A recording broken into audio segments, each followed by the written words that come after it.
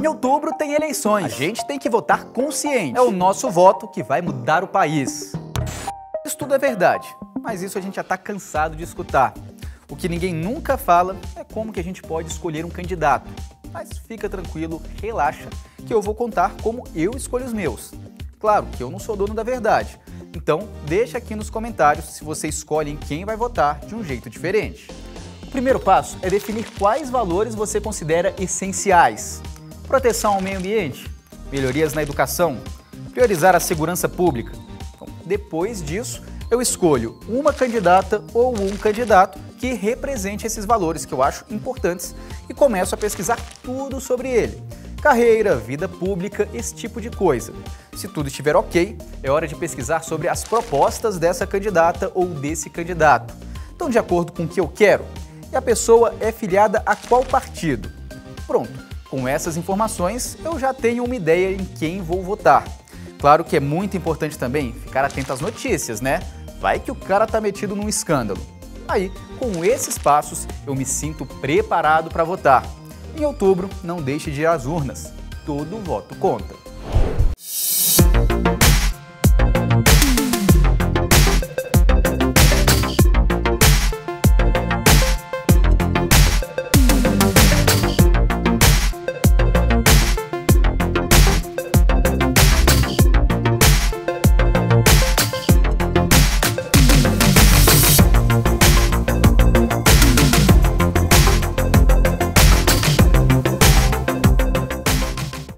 Olá, como vai? O entrevista especial de hoje traz Patrícia Matos. É bióloga, muito experiente nessa área e em muitas outras áreas.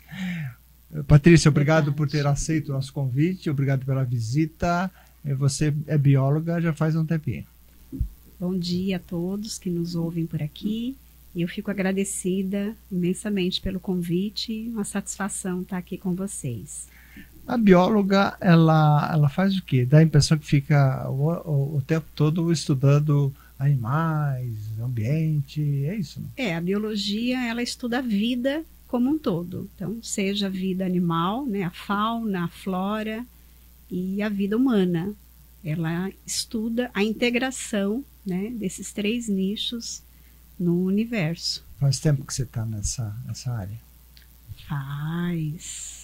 Eu me formei em 1996, já faz um tempo já, que a gente vem trabalhando, né? Eu tive o direcionamento de seguir mais para a causa animal e preservações de áreas verdes, mananciais. Desde 96, então você... Minha formação é em 96. Se formou bem jovem, então. Sim. Você continuou jovem? Obrigada. Me formei há muito tempo e a trajetória, né, nesse segmento vem se associando com outras áreas, né, que a gente vai cruzando no caminho, vai se identificando, vai se familiarizando, vai se apaixonando, né, e a vida nossa vai se entremeando entre esses caminhos diversos. A bióloga tem muita paixão. Obstáculos também, não? Muitos porque é uma militância um pouco solitária, né? Os projetos que envolvem preservações, tanto de fauna e flora, eles são poucos explorados, né? O apoio é muito pequeno diante das necessidades que a gente tem. Então é uma causa solitária, é o amor e a paixão que realmente nos faz perseverar nessa área. O apoio que você diz, que tipo de apoio e que setor? Seria setor público? Todos os setores, né? Todos os setores. Hoje, o incentivo maior vem de grandes empresas, né? Que patrocinam os estudos, a pesquisa, né? No Brasil. Mas ainda é muito pouco perto do que a gente precisava. Você já foi moradora e atuante aqui na região oeste da Grande São Paulo? Sim, sempre fui moradora de Osasco, cidade que eu amo demais, construí a minha vida, formei a minha família, né? Sou apaixonada por esse lugar e tive uma militância, uma história do qual me orgulho muito, né? Uma trajetória de representatividade na cidade, na causa animal, né? Então, eu iniciei um trabalho aqui em Osasco, pioneiro, porque há tantos anos atrás, a gente está falando aí 2002, foi quando eu comecei, não existia esse termo, né, proteção animal, direitos resguardados pelos animais. Então, era uma causa pouquíssimo falada e difundida, né? E por que não havia preocupação, é isso? Eu acho que cultural mesmo, né? As pessoas tinham a concepção de que animal era para estar na frente da casa, fazendo a segurança da casa. Então, não existia muito o animal dentro da casa, fazendo parte da família, né? Fazia parte do cenário, né, o animal? Fazia parte do cenário e ele tinha, né, um objetivo real, que era fazer a guarda da casa. Então, alimentação, a gente dava aquele sobra que tinha da comida, almoço, né? Então, o cenário é muito diferente, né? Se a gente for falar, comparar com o que a gente tem hoje, onde você vê filhos, né, sendo substituídos por animais. Tem pessoas que optam em não ter filhos e querem, né, ter um animalzinho de estimação e o tratam como tal. Então, ele é um membro da família, ele é uma pessoa importante, tanto qualquer outro. Eu diria uma mudança radical em 30 anos, mais ou menos. Bastante radical, bastante radical. O meu trabalho com a proteção animal, ele se deu inicialmente... Eu não nasci com essa bandeira erguida, né? Eu tive uma experiência com um animal, eu tive um diagnóstico de uma enfermidade e eu tinha uma cachorrinha, que era a Julie, e ela tinha um comportamento comum, como qualquer cachorro, mas no período em que eu estive doente, e eu recebi uma confirmação de gravidez no mesmo dia. Então, de manhã eu recebi um diagnóstico, e à tarde eu recebi a confirmação de que eu estava grávida. E aí a médica falou, olha, a gente não vai poder dar início ao tratamento, por conta de comprometer o bebê. E eu fui ficando debilitada, né? Minha gestação foi de risco. E essa cachorra, ela simplesmente mudou o comportamento dela. Ela foi crucial, assim, no processo de recuperação. Ela não saía do meu lado, ela ficava na cama comigo o tempo inteiro. Ela não descia para comer, para fazer as necessidades, e ela me olhava muito nos olhos de maneira muito especial. Então, ela foi uma âncora, assim, Deus em primeiro lugar, né, que me concedeu graça de superar, mas ela foi importantíssima nesse processo. E quando eu ganhei o bebê e fiz o meu tratamento, que eu voltei às minhas atividades, eu comecei a ver os animais na rua e aquilo gritava. Eu ficava me perguntando, meu Deus, mas será que eles sempre estiveram aí e eu não os via? Não percebi.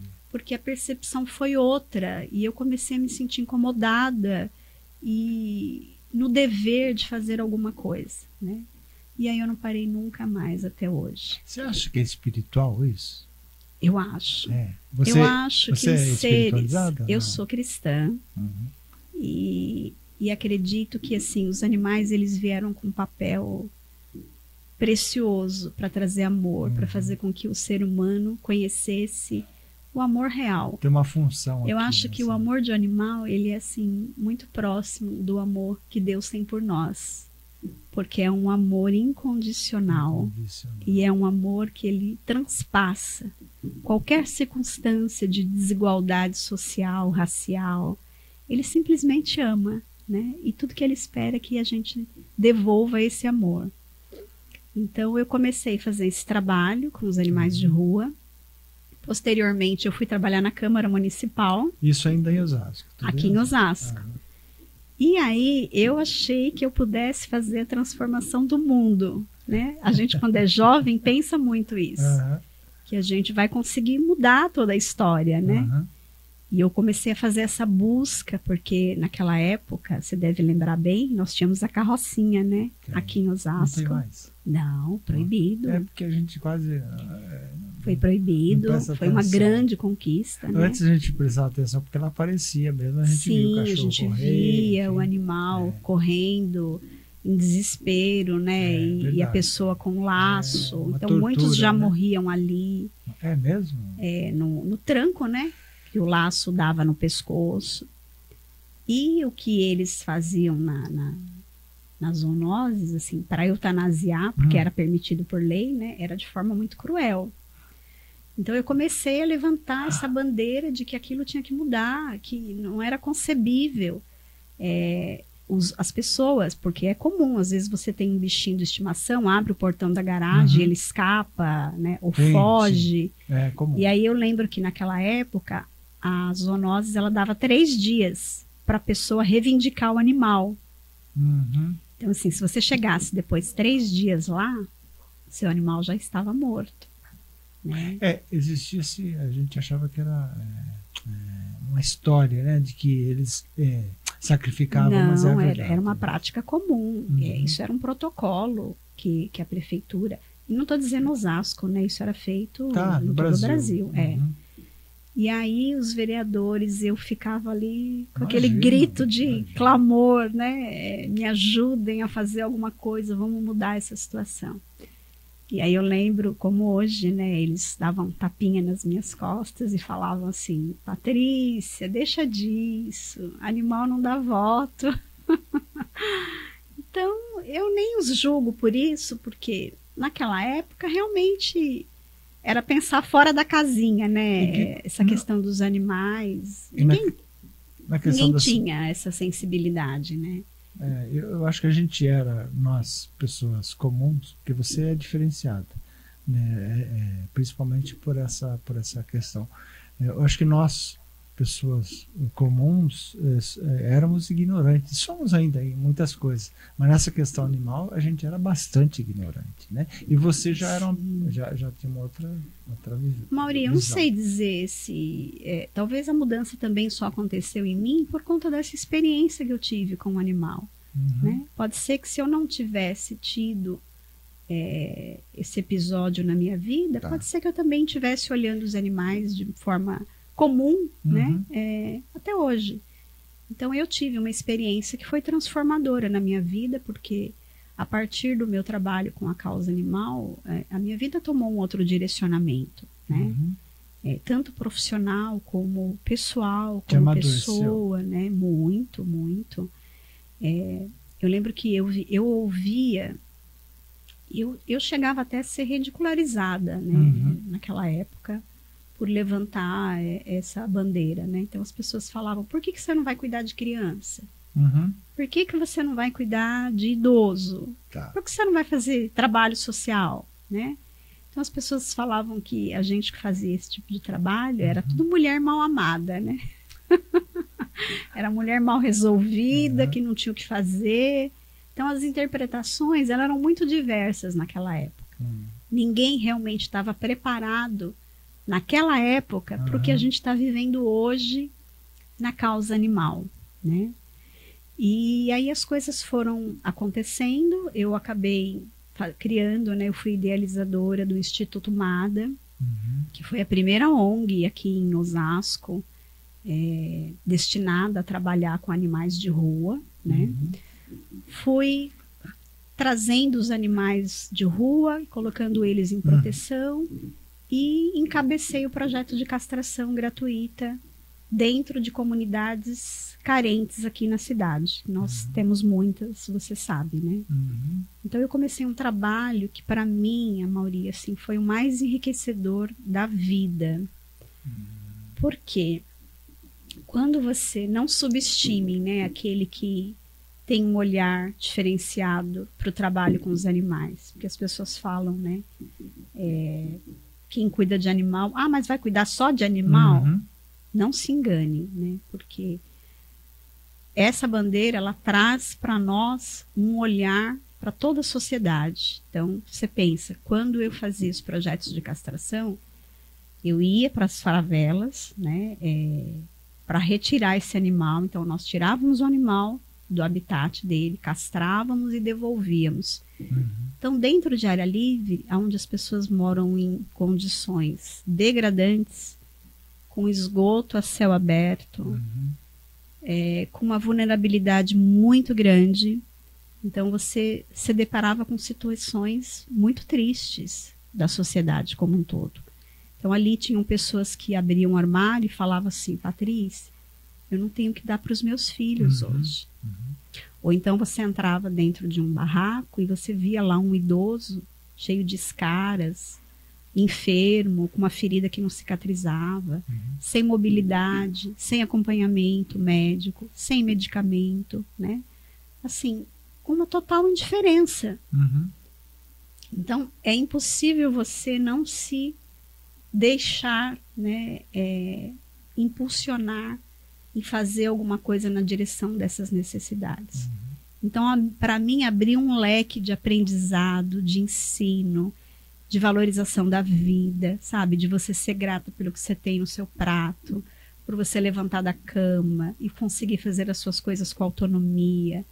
Então, a empatia, ela foi ganhando força na minha vida com relação a essas pessoas, né? E aí você começa a trabalhar como um todo ali. Você começa a olhar saneamento básico, você começa a olhar a necessidade habitacional das pessoas terem moradias com dignidade, né? Você começa a olhar a deficiência na área da saúde, que não dá assistência devida, né? Então, todos os problemas sociais, eu me deparei. Para mim foi muito pedagógico estar dentro de favelas, foi de muito ensino, foi de muito risco. Então, por exemplo, tinha favelas aqui, como aquela que nós temos em Presidente Altino, em frente à Corneta.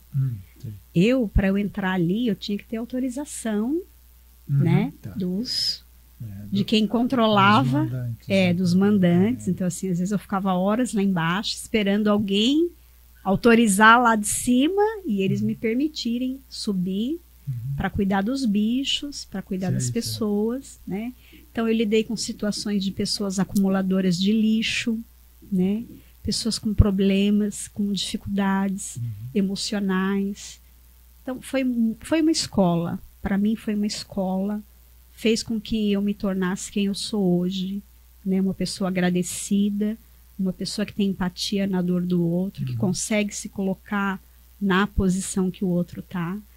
E mais do que isso, né? Porque não adianta a gente se compadecer do outro se a gente não se mobilizar na direção para estender a mão e tentar fazer a diferença na vida de alguém, né? Eu posso me compadecer, mas eu fico aqui no meu cantinho, no meu conforto, sem ter trabalho. Então, não. Me fez uma pessoa muito proativa, de sempre estar buscando soluções para melhorar a condição de alguém. Isso mostra que você é diferenciada mesmo, né? Do geral. Só um parênteses para dizer que hoje você não está em Osasco, não está na região, mas está bem pertinho, está em São Roque hoje. Estou pertinho, Hoje eu tenho São Roque como a minha cidade do coração, né? A minha ida para lá foi motivada, né, por uma situação também de saúde. Eu aqui vivia numa situação muito exposta, né? Então eu estava o tempo inteiro correndo atrás de resolver alguma coisa para alguém. E o meu trabalho com a ONG, eu fui acumulando muitos animais, né? Então já não tinha aonde colocar animais. Eu tinha 2 casas alugadas, né, que eu custeava para abrigar parte dos animais. Então eu tinha escolas onde eu havia feito canis para cuidar de animais. Eu tinha os cães comunitários, né, que eram os de rua, que é ali. Não é de ninguém, mas é de todo mundo ao mesmo tempo, né, que ficam entre os comércios. E eu fazia as feiras de adoção na Cobase, com os animais das zoonoses, né, todo sábado e domingo, mais de 12 horas por dia. Nossa. Então eu fui negligenciando um pouco com a saúde, né, e acabei tendo umas recaídas, né, tive algum problema de saúde, e eu precisei sofrer uma intervenção, né? O médico foi taxativo em dizer que se eu não fosse tirada desse cenário para me dedicar a cuidar da minha saúde, me restabelecer primeiro, que eu não tinha muito tempo de vida. Nossa. E aquilo foi um chacoalhão muito Foi grande. sério mesmo. Foi sério, né? Aqui em Osasco eu estava sempre mudando de um lugar para o outro. Então as pessoas eram comuns, as pessoas abandonavam animais na minha porta o tempo inteiro. O Carrefour, que nós temos aqui na Avenida do Autonomista, todo mundo conhecia o meu carro. Então, quantas vezes eu saí do Carrefour e ia fazer compra e tinha caixa de filhotes com ninhada, ou então cachorro amarrado na roda do meu carro. Isso era muito comum. Da última vez, eu falei, vou morar num condomínio de apartamento, né? Porque aí o acesso fica mais difícil. E acredite, Amaury, as pessoas jogavam filhotes pelo muro do condomínio. Meu Deus. E aí eu comecei a ter problema no condomínio, porque o síndico falou, olha, não está dando mais, né? Então eu já tinha 4 animais dentro, 4 animais grandes dentro do apartamento. Nossa. E as pessoas foram abandonando também na frente do condomínio. E eu falei, não, realmente, aí eu preciso me posicionar, né? Falei, bom, para onde eu vou com tanto bicho? Falei, preciso ir para um lugar onde tem espaço, né? Foi quando eu decidi, São Roque já era uma cidade que eu conhecia e visitava, e acabei indo para lá, fui para lá com inúmeros animais, né? Fazem 13 anos isso, que eu estou lá. E é uma cidade que me acolheu, né? É uma cidade que eu tenho muito carinho, muito afeto pelas pessoas, né? Pela acolhida, pelas oportunidades e tenho tido lá algumas experiências também na militância animal. Lá não é o meu carro-chefe, eu precisei ficar reclusa, né? Para tratar e também para dar o cuidado devido a esses animais, porque quem tem muitos bichos sabe o quão desafiador e quão árduo é essa luta, né? São muitos animais, muitas despesas. Imagina. O trabalho é grande, assim, eu nunca tive lá ninguém para me ajudar, então é eu, meu esposo, né? Meu filho, que dia a dia lá é um socorrendo o outro, né? Hoje você está bem, né? Hoje eu estou bem, graças a Deus. Está bem em todos os sentidos. Graças a Deus. Agora você tá... Hoje melhor ainda, que é meu aniversário. Ah, parabéns, parabéns. Estou muito grata a Deus por ter chego até aqui. Que bom, né, Patrícia? Agora, esse teu espírito fez com que você quisesse se doar ainda mais. Parece que você é candidata à Câmara lá em São Roque, é isso? Isso, estou candidata a vereadora pela cidade de São Roque. Eu já tive uma trajetória aqui em Osasco também, né? Essa é a minha 5ª disputa. E levar todo o conhecimento que eu tive, né, de Câmara Municipal. Então eu fiquei aqui na Câmara como chefe de gabinete por 8 anos. Depois eu estive 6 anos na prefeitura, implementando projetos. Então, algumas coisas do que está acontecendo hoje foram sementinhas plantadas lá atrás, né? O hospital veterinário era um projeto que nós tínhamos de implementar aqui, porque muita gente não tem, às vezes perde um bichinho, porque não tem como levar no veterinário, né? E às vezes é sempre um problema simples de ser tratado, né?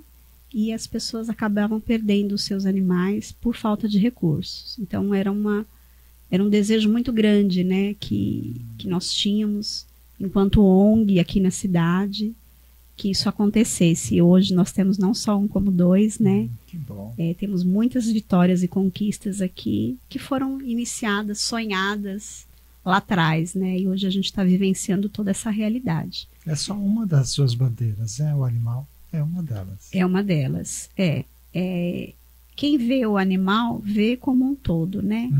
Então a gente trabalha pela defesa dos valores da família, que eu acho que precisam serem consolidados e reafirmados, porque muito se vê, né, a desconstrução do que é a família nos dias de hoje. Então eu, como cristã, eu prezo muito, né, os valores, os ensinos. E em São Roque nós temos uma necessidade que tem chamado bastante atenção, que é a relação das queimadas. Eu digo São Roque porque eu vivo lá algumas experiências, mas eu estou falando isso a nível mundial. A gente vê por todo lugar. Santana do Parnaíba esses dias teve um incêndio muito grande. Isso acontece naturalmente? Olha, tem alguns episódios que sim, né? Principalmente nesse período de seca, é muito natural, porque o mato está seco, né? Então é fácil aquilo ali queimar com qualquer faísca. Então a pessoa às vezes está num carro, fumando um cigarro, joga uma bituca na mata, é o suficiente, né? E tem outros que são feitos mesmo intencionalmente, né, Amaury? Então, de forma criminosa. E a gente vê o nosso Pantanal sendo queimado, a gente vê as florestas sendo destruídas, a Amazônia, todo o mundo enfrenta esse problema que tem crescido assustadoramente, né? Eu diria que uma questão assim, gravíssima é que a imprensa está com os olhos vendados fechados para isso. Não mostra o que está acontecendo. Não mostra, omite a realidade dos fatos, e eu vou mais longe, não se posiciona. Nós temos aí Marina Silva, né, que sempre foi uma representatividade das nossas florestas, né, da nossa fauna e da flora, mas, no entanto, a gente não vê nenhuma iniciativa sendo tomada nessa direção, de forma efetiva, né? Tem um tipo de pessoa que é boa para ficar jogando pedra, né? E hoje ela tem o poder na mão. E o que ela faz? Poderia fazer alguma coisa, mas não tem se posicionado, né? A gente que trabalha com a vida e tem essa formação, né, de ciências biológicas, chama mais atenção, né? Essa destruição toda. Mas olha, não é de hoje, né? Há quantos anos ambientalistas, há décadas atrás, já alertava para o que a gente está vivendo hoje. Então, o aquecimento global, o derretimento das geleiras, o avanço das águas das praias, né? Os rios secando. Eles já diziam isso há muitos anos. E assim como eles eram calados naquela época, ignorados, o mesmo está ocorrendo hoje. Então é muito triste, porque não é só mato sendo consumido, né? A floresta, ela é berço da biodiversidade do nosso mundo, né? Os ciclos de chuva, então tudo passa pela natureza. O equilíbrio, ele é dinâmico, né? Entre o homem e o meio. Não pense que destruindo o meio, nós não estamos também destruindo a nós mesmos, porque é a nossa casa. Né? E a tua atitude de se prestar a esse serviço legislativo, ele mostra o que deve ser feito mesmo, deve começar nos municípios. Nos municípios. A gente precisa começar na nossa casa, né? No que está no nosso entorno, e aí essas ações sendo multiplicadas, elas vão ganhando proporções, né? E vai diminuindo esse impacto, porque a gente está falando não só de destruição ambiental, mas como poluição também ambiental. É uma fumaça altamente tóxica, né? Que traz prejuízo à saúde das pessoas. Quem tem problemas respiratórios, principalmente, porque aquele quadro vai agravar.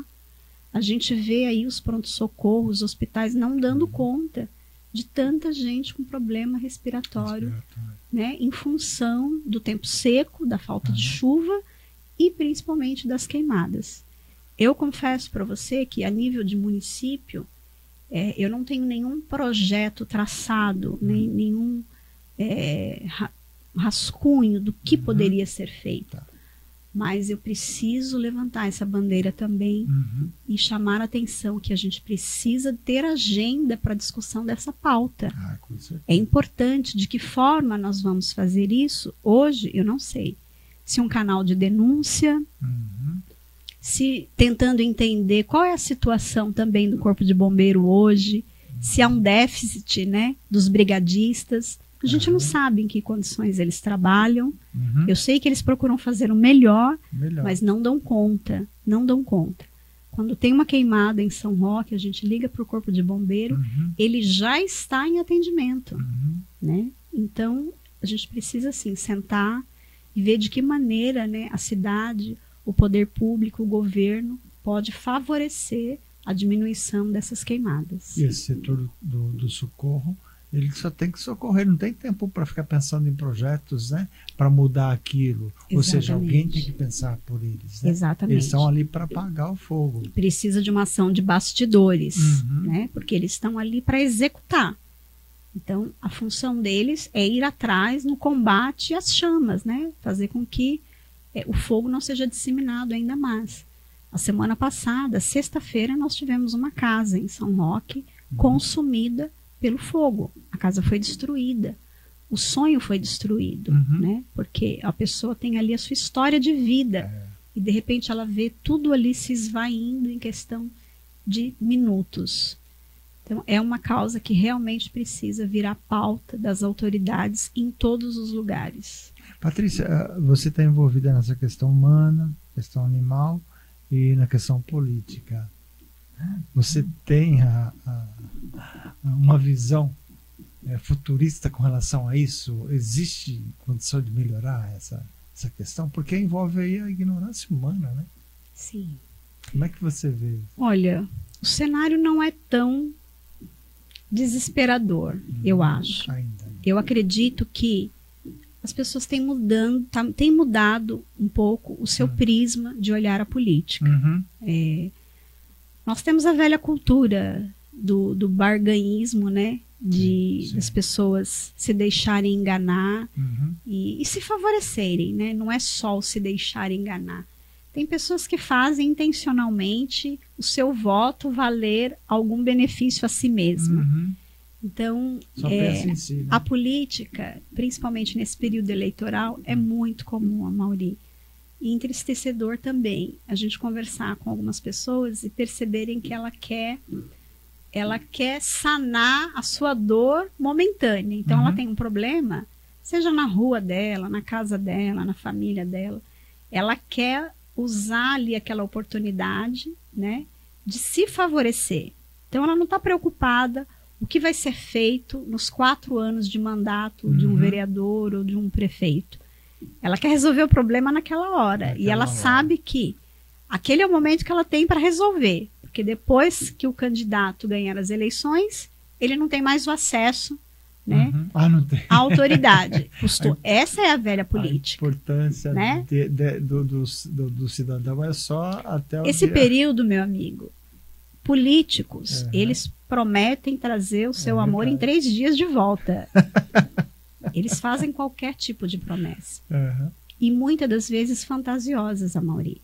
Então você vê candidatos prometendo coisas, né, que não são pertinentes ao papel do vereador. Então está numa esfera federal, estadual, mas ele está lá no bairro, junto da população, prometendo.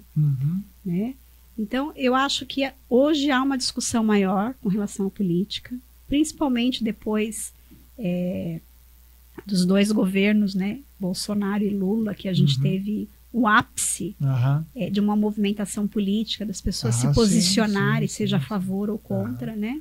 Mas foi um momento histórico das pessoas se aperceberem da importância da política e de verem a diferença de gestão entre um poder e outro, que não é igual, né? Então essa escolha ela é muito decisiva e muito refletiva no nosso dia a dia. Você acha que o cidadão hoje está mais apto a fazer essa diferença? Acho. Ele pode não querer fazer isso, como a gente falou, para atender uma necessidade dele.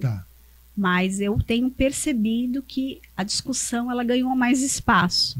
A percepção tem melhorado um pouco mais, né? As pessoas estão mais abertas para esse debate. Então eu acredito que isso a longo prazo, né, a gente consiga estabelecer quadros políticos de autoridades em todas as esferas com uma consciência maior do povo. Eu vejo que tem gente que às vezes se coloca um problema, a pessoa está naquele velho pensamento, não adianta, o país nunca vai mudar, o Brasil é assim mesmo. Eu já falei isso para uma pessoa que estava nessa situação. Eu falei assim, já começou a mudar. O Bolsonaro não era para ser eleito, foi eleito. A mudança começou ali. Sim. E não vai parar. E não Exatamente. vai parar. Eu acho que tem jeito, a gente tem esperança, né? Precisamos ter. Ainda é difícil. Ainda é desafiador. Desafiador. Bastante desafiador. Mas a mudança já começou. Você pode ter certeza. Eu acredito nisso. E tenho votos, né, de que isso venha se sustentar daqui para frente de maneira mais consolidada. Patrícia, voltando a falar de São Roque, você, é lógico que você tem as suas bandeiras que são várias, né? E são, eu diria que as mais importantes, porque você lidar com a questão humana, social, enfim, habitação, são bandeiras muito, muito importantes, né? E historicamente não tem tanto sucesso. São Roque está situado como? Existem problemas gravíssimos, graves, pequenos? Olha, eu posso falar dos 13 anos que eu estou lá. Então, eu peguei algumas gestões, né? E a cidade vem desenvolvendo a cada tempo. Tivemos muitos avanços, muitas mudanças com o prefeito atual, né? Ele é uma pessoa que tem uma visão revolucionária, futurística, uma visão ampla, uma visão de desenvolvimento econômico. E ele fez uma verdadeira transformação na cidade. A gente percebe os avanços, né, o crescimento, as melhorias. Claro, qualquer cidade tem os seus desafios, né? Nenhum gestor vai conseguir sanar, estancar, né, todos os problemas. Não consegue. Não consegue. Então, tem que pegar os principais. Os principais, né?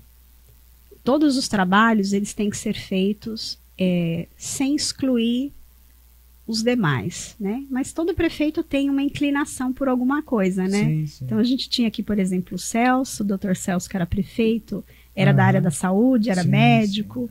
Se você tem um engenheiro de obras, ele vai priorizar a habitação, né? Então, lá em São Roque a gente tem tido uma diversidade, uma atuação muito grande em todas as áreas. Esse prefeito atual está há quantos anos? Esse prefeito é o primeiro mandato dele. Ele vem então agora a reeleição. Na minha visão, eu acho que em 4 anos é difícil você sanar muita coisa, mas em 8 é possível. É possível. Osasco em 8, você não acredita. Aconteceu nada. Não aconteceu nada em Osasco em 8 anos. Verdade. Eu digo porque eu sou cidadão. Tá. Eu ando diariamente em Osasco. São Roque em 4 anos já mudou muita coisa. Mudou muita coisa. É um exemplo, mudou muita né? coisa. Mudou muita coisa. Eu acho que até para quem não é a favor do prefeito, fica difícil negar os feitos que ele fez na sua gestão em tão pouco tempo. Nós temos áreas, por exemplo, São Roque temos uma Santa Casa, que tem uma demanda grande de atendimento, né? Já foram feitas muitas transformações ali, mas é uma área que sangra, a área da saúde, né? Uma das minhas bandeiras também é o cuidado com o idoso em especial, porque graças a Deus, a maioria, as pessoas estão envelhecendo mais, né? Nós estamos vivendo mais. Vivendo mais. A nossa estimativa de vida tem aumentado bastante. Eu fico feliz, porque eu também fico feliz. Porém, a gente vai estrangulando o Sistema Único de Saúde, né? Porque a gente vai envelhecendo, claro, a gente vai tendo alguns problemas que precisam ser sanados. A maioria das pessoas hoje não tem condição de custear um convênio médico, né? As próprias empresas, a própria agência que regula o órgão, né, entrou recentemente contra os convênios médicos, porque eles rescindiram contratos, né, de inúmeras pessoas com doenças pré-existentes, inclusive autismo. Então, eles também estão estrangulados. Então, eles vão chegar a um ponto que os preços vão ser ainda mais elevados do que já são hoje, né? As pessoas vão continuar sem acesso e isso sobrecarrega o Sistema Único de Saúde, né? Sim, sim. Então, eu acho que assim, o primordial que a cidade precisa ter é esse olhar. Tudo é importante, né? A gente está falando da saúde, a educação é importante, a mobilidade pública é importante. É um complexo. É um complexo, né? Mas a área da saúde eu acho que demanda muito mais para o executivo, né? Porque são muitos gargalos, né? as demandas e as necessidades são maiores. Os idosos, a gente percebe, precisa melhorar muito, porque o idoso, às vezes, ele vai num posto de saúde, Amaury, e ele precisa de uma informação básica, né? E a gente sabe que alguns processos ainda são bem burocráticos. Então, o atendente dá ali um monte de papel para que a pessoa tenha que ir num monte de lugar e ela sai ali sem entendimento claro do que ela precisa fazer, né? Então, você tem problemas, tem pessoas morrendo, inclusive, por falta de adesão a tratamento. Então, quem precisa faz uso de medicamento contínuo, né? E não tem a devida clareza ao acesso de um acompanhamento, de um retorno que ela precisa marcar com consulta. E as pessoas acabam abrindo mão. Eu não sei o que eu tenho que fazer, eu não sei onde eu tenho que ir. Fui lá, a pessoa me explicou, mas eu não entendi. Né? E as pessoas abandonam os seus tratamentos e vão adoecendo. Então, a gente precisa ter esse olhar para o idoso, né? A gente precisa ter do lado do balcão pessoas amorosas, que estão ali por amor à profissão, que amam o que fazem, que tem que ter empatia, que tem que tratar bem, né? Que não pode descontar no outro o dia mal que teve em casa. Você entendeu? Então, eu acho que essas coisas mínimas, se melhoradas, elas vão fazer a diferença na vida de muita gente. E na saúde, como em outras áreas também, mas principalmente na saúde, o trabalho preventivo, ele é importantíssimo, porque a despesa só tende a aumentar, né? Sim. Se você faz um trabalho preventivo, o ônus para os cofres públicos, ele é muito menor do que você trabalhar no combate, né, a um problema já estabelecido, né? Então, a gente precisa desses programas de incentivo, e não basta criá-los. Às vezes, a prefeitura ela estabelece o programa, mas ela não faz a divulgação adequada, ela não faz com que aquela informação chegue a quem realmente precise. Então, precisa ter esse trabalho de bastidores, né, para pensar. Tem que ser um projeto, não é fazer o projeto de qualquer maneira, é fazer um projeto baseado na necessidade das pessoas, para que ele tenha efetividade no seu cumprimento. E você está mostrando a importância do legislativo. Porque o legislativo, tudo bem que ele não pode criar custo para o executivo, mas ele tem que abrir a cabeça do executivo e colocar algumas preocupações lá, né? Sim. E aí depois ver se está acontecendo, né? Porque o que a gente percebe é assim, tem muito legislativo que canta conforme dança conforme a música que o executivo toca. Sim. O que é errado, né? O executivo está ali para executar.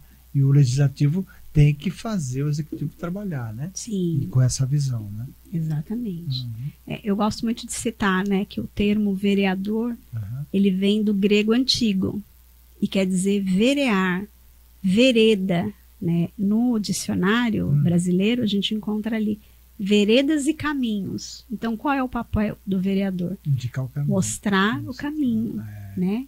Então, o legislativo, ele é esse elo de ligação entre o governo e as pessoas, né? Então, além de fiscalizar o executivo, ele tem que sinalizar quais são as demandas da nossa comunidade. Eu diria que a Câmara ela tem uma obrigação muito mais importante do que o executivo. Né? Muito mais importante. Muito mais importante. O papel hoje do vereador, em muitos lugares, ele é muito confundido, né? Então, as pessoas associam muito o vereador àquela cultura paternalista de você fazer o favor, né? Ou então de busca por zeladoria no bairro. Então, o papel do vereador não é ficar fazendo indicação de troca de lâmpada que queimou, né? Nem pedindo podas de árvore, nem limpeza da praça, né? Esse é o papel do executivo. Então, o papel do vereador ele vai muito além, né? É ele que vai sinalizar as indicações de projetos de lei, né? que favoreçam a cidade como um todo. Tem vereador que faz bastante indicação, mas tapa buraco, isso e aquilo, ou seja, exatamente, coisas simples que o próprio cidadão pode reclamar para o executivo, ou seja, o legislativo ele tem uma posição muito mais definida e importante, né? Principalmente no tratamento, né, das leis de orçamento anual, né, a lei orgânica municipal. Então, o papel do vereador ele é muito mais amplo, né? É uma pena que ele não seja vivido na sua integridade, mas ele vai perfeito, muito além de troca de lâmpada e de serviços que é de competência dos canais, né, da prefeitura, das secretarias. Que o vereador, os próximos vereadores, não usem a política como profissão, né? A tua profissão você tem que zelar, independente do qual seja, mas ser vereador ou ser prefeito, enfim, ser um homem público não é uma profissão. Você não pode depender daquilo lá, porque logicamente aí você vai trabalhar para o seu benefício próprio, né? Sim. Então, trabalhar pela sociedade. É a definição de política isso, né? Exatamente. O vereador, ele não é... Nós somos empregados, né? O vereador, ele é empregado do povo. Perfeito. Então, o povo é o que é o patrão e paga o salário do vereador. É empregado do povo, não do prefeito. É empregado do povo, né? Exatamente. Não do prefeito. Né? Ele é representante do povo. Então, a comunidade que democraticamente o elegeu, né? Ele está ali a serviço das pessoas, né? Pelo bem comum. E eu fico, assim, indignada com a nossa legislação, porque perceba, para qualquer vaga hoje, né? Você falou que os políticos não podem fazer, né, da sua atuação um trabalho, né? Qualquer processo seletivo que você participa hoje de uma empresa, seja no corporativismo, né, ou seja na área pública, as pessoas precisam ter requisitos, né? Então você pega lá uma vaga em aberto, você vê lá que ela tem que ter, ela tem que se encaixar, né, num conjunto ali de normas estabelecidas para cumprir o papel. Para que funcione. Então ele precisa ser capacitado para aquilo, né? Vai prestar um concurso público, as exigências são inúmeras. Você tem que realmente ser preparado, e não só preparado, você tem que se destacar entre os outros, porque as vagas são poucas, né? Então é uma disputa acirradíssima. Agora pensa, para você ser o legislador de uma cidade que vai conduzir os programas para uma cidade, você só precisa ser alfabetizado. Muitas vezes não tem capacitação para nada. Nenhuma, nenhuma. É por isso que a gente tem essa colheita hoje, né? Porque vem de uma formação de pessoas que, atraída às vezes pelo que ela vai poder se proporcionar a si mesmo ou a família, né? Por um interesse de conflitos, porque ela está ali por ela e não está ali pelas pessoas, e elas vão fazer daquilo a sua trajetória de vida, é o seu trabalho, é o seu salário, né? Mas elas não se dão nem ao trabalho de desempenhar um bom papel fazendo isso, que é para isso que elas foram eleitas. Então é importante essa consciência, que essa consciência comece nos municípios, sejam eles grandes ou pequenos. E ela começa na escolha do voto, Amaury. É essa hora que a gente tem o nosso grito de democracia para se fazer cumprir a lei, né? Eu diria que a gente tem que pensar, olhar a atualidade. Olha o que está acontecendo no país hoje. Nós temos um Senado que não exerce, não faz a função, né, para que ele foi eleito. A Câmara nem tanto, né? Porque o Senado está acima de tudo, menos. Mas a Câmara também é responsável. Agora, a atualidade do Brasil é isso. O Senado não consegue atuar da forma que deve atuar. Ou seja, a mudança tem que começar nos municípios, porque ela vai culminar lá em cima. Exatamente. É na escolha do candidato. Na escolha do candidato. Seja na esfera municipal, estadual e federal. Por quê? O que acontece? A gente vê muitos candidatos sendo eleitos sem nenhum perfil de legislador, né? Ele não sabe o que é uma lei orçamentária, ele não sabe qual é o papel do vereador, ele não sabe nem o que ele vai fazer, né? na Câmara Municipal. Tem que se preparar. Quantos vereadores e deputados e senadores eleitos pelo povo nunca fizeram uso da tribuna em defesa de um projeto relevante para a comunidade? Quantos? Inúmeros, né? Então as pessoas têm que se conscientizarem que aquele cara que mora no bairro, que é legal, que é bacana, que compra ali um jogo de camisa para o time de futebol, aquele cara que às vezes leva uma cesta básica para uma família, aquilo ali não é legislar a favor do povo, né? Então as pessoas têm esse equívoco na interpretação.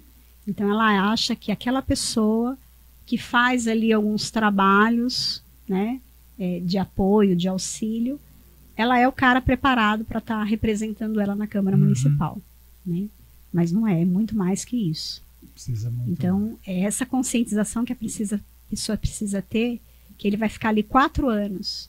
Ele pode ficar 4 anos recebendo o salário dele sem fazer nada que beneficie a população, ou se ele for uma pessoa preparado, ele realmente vai ser um cara relevante na história daquela cidade. Vai mudar a história. Né? Patrícia, olha, deu uma aula. Acho que você deu uma aula aqui de comportamento político e humano.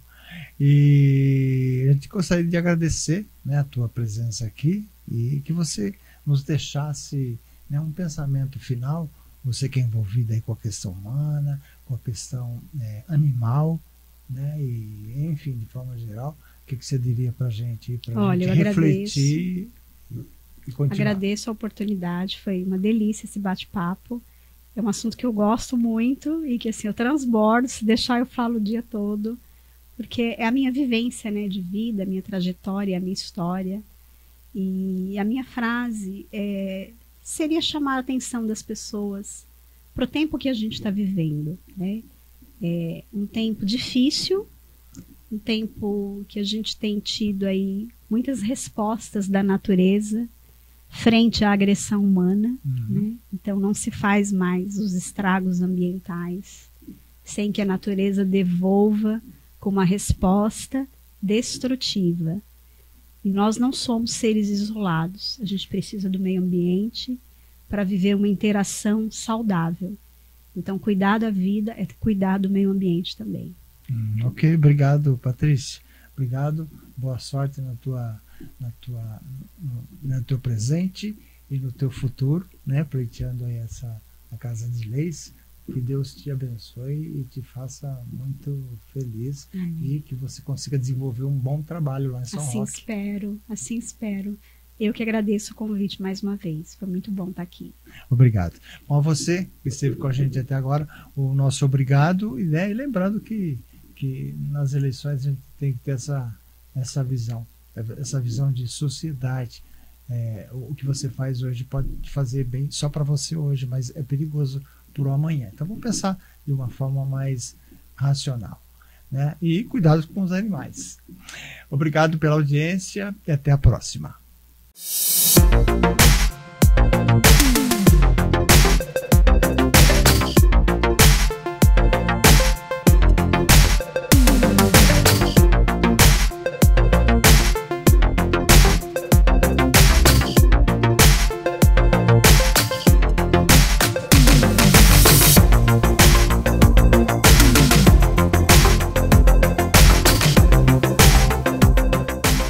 Em outubro tem eleições. A gente tem que votar consciente. É o nosso voto que vai mudar o país.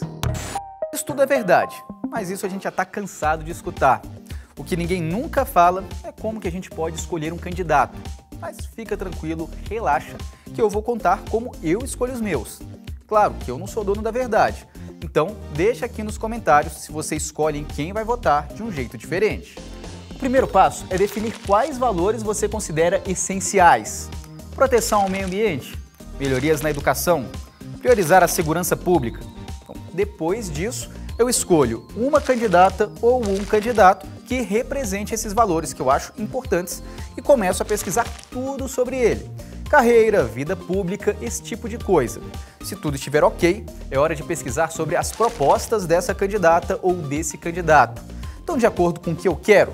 E a pessoa é filiada a qual partido? Pronto. Com essas informações, eu já tenho uma ideia em quem vou votar. Claro que é muito importante também ficar atento às notícias, né? Vai que o cara tá metido num escândalo. Aí, com esses passos, eu me sinto preparado para votar. Em outubro, não deixe de ir às urnas. Todo voto conta.